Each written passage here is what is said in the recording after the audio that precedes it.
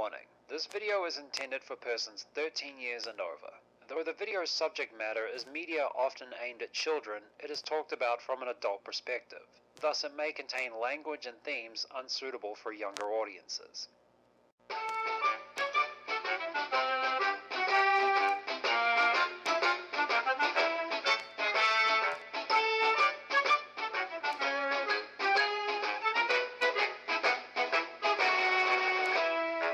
What up, snitches? I'm the Animaniac, and we're at the last two package films Disney put out. Thank God. Let's get into it. Who wants to feel fun and fancy-free? Jiminy Cricket serves as our linking device for this package film. It consists of adaptations of a short story and another classic fairy tale. The production of this film began when the studio were working on the cartoons Brave Little Tailor and The Sorcerer's Apprentice. During the production for the latter cartoon for Fantasia, animators Bill Cottrell and Thornton Lee pitched to Disney the idea of a feature film adaptation of Jack and the Beanstalk, with Mickey in the title role and his friends Donald Duck and Goofy along for the ride. Walt had enjoyed the pitch so much he invited other people to listen in as well. It did take some convincing for Walt to give the project the green light under the title The Legend of Happy Valley in 1940. A year later, the project would be shelved because of the workers' strike going on and the studio's work not being shown internationally because of World War II shutting off access to foreign markets. This was what initially killed movies like Pinocchio, Fantasia, Dumbo, and Bambi. While that was happening, they were working on the second half of the movie in the form of Bongo, a story about a circus bear who escapes to nature, originating as a short story from a 1930 issue of Cosmopolitan. Never expected a Disney movie to be based off something from this magazine, did ya? And this was supposed to be a sequel to Dumbo. When they were just about finished writing the script for Bongo, the US military took over the studio to commission Walt Disney to produce war propaganda films to help draw support for their participation in World War II. After the war ended, Walt took another look at Mickey and the Beanstalk and Bongo and decided to trim them down to put them together for a package film. The reaction to this film when it came out was very lukewarm. Nothing inspired, but still fun. A reaction that persists to this day. The movie grossed $3.1 million during its run. Like the last two package films, the shorts were separated for future re-releases in theaters and to be broadcasted on television. Okay, so same as last time, I'm going to talk about these shorts separately instead of the movie in an overall sense. Let's begin. Bongo is about a beloved circus bear who isn't treated very well and escapes into the forest to connect with nature in a way he didn't expect. This was a decent short. The sequence where Bongo is in the forest getting acquainted with nature, trying to climb a tree and sleeping outside for the first time is relaxing and cute. Then when Bongo met his mate, I fell for the romantic imagery. I'm a sucker for these kinds of visuals.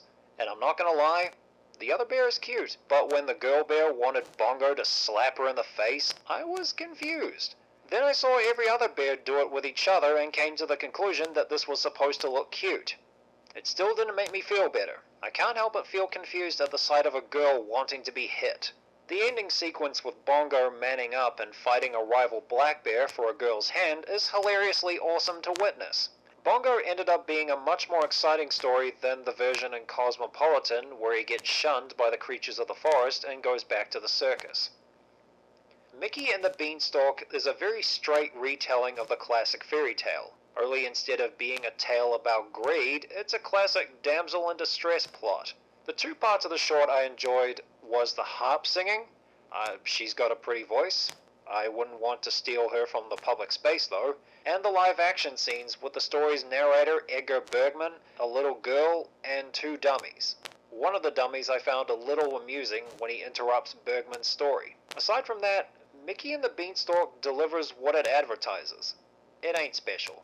And that's what could be said about this movie. Fun and fancy-free isn't as entertaining as the other package films I've seen so far in this marathon. It was only acceptable. Now this next one was a part of the last package film Disney made in the 1940s. The Adventures of Ichabod and Mr. Toad with the Legend of Sleepy Hollow.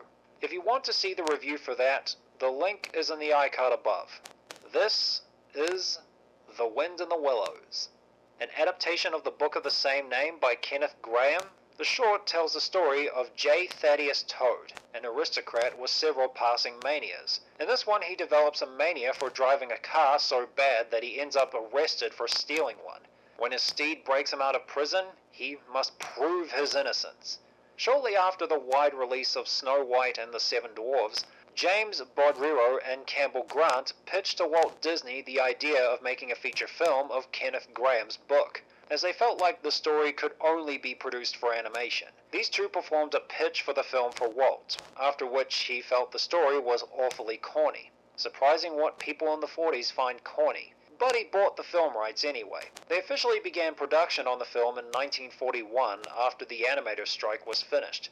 But when that happened, someone from the Bank of America gave Disney an ultimatum in which he would permit a loan limit of $3.5 million, meaning they could finish up the movies they were making at the time like Dumbo and Bambi, and could only make shorts until they paid off their debt. Because of that, productions on films like Alice in Wonderland and Lady and the Tramp were scaled back. But they kept going with The Wind in the Willows until Walt looked at the footage and shelved it because he thought the animation wasn't up to snuff of what's expected from Disney. Production picked back up in 1946, but shelved it again after layoffs. In that same year, there were talks about including The Wind in the Willows in a package film with The Legend of Happy Valley and The Gremlins, the last one being an original story written by Roald Dahl.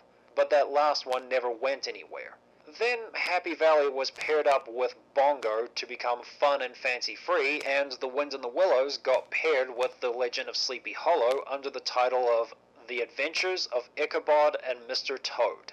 The movie was decently received, with critics saying that it's much better than fun and fancy-free. It raked in $1.6 million during its run, and the shorts were separated for home media releases and future television broadcasts. So, like the critics, I too like this short. Mr. Toad is the thrill-seeker type of rich guy. The fact that he wouldn't stop doing what he wants even when his home is at stake, I really hated about the guy. Because of that, I feel really sorry for his friends who are both intelligent and sympathetic characters. But unlike Star Butterfly, Mr. Toad actually gets punished for his recklessness when he gets thrown in prison for trading his estate for a stolen car. I pity the guy right then and there. The twist of who the leader of the gang that conned him out of Toad Hall was managed to keep me on my toes, and the chases between Toad and the law and trying to get the estate back were entertaining and suspenseful. The Wind in the Willows was a thrilling change of pace from what I've witnessed so far during this marathon. Mr. Toad, your latest exploit was a gay old time. Guys, have you seen these movies? If so, what did you think of them? Let me know in the comments. If you guys want to stay updated on future videos and see some cool artwork, be sure to follow me on Twitter, Facebook, Tumblr, and DeviantArt, and be sure to subscribe to my backup channel over on BitChute. The links are in the description. And if you want to be the first to know when a new video will be up, ring that bell after you subscribe. Thanks for watching, and I'll see you guys next time.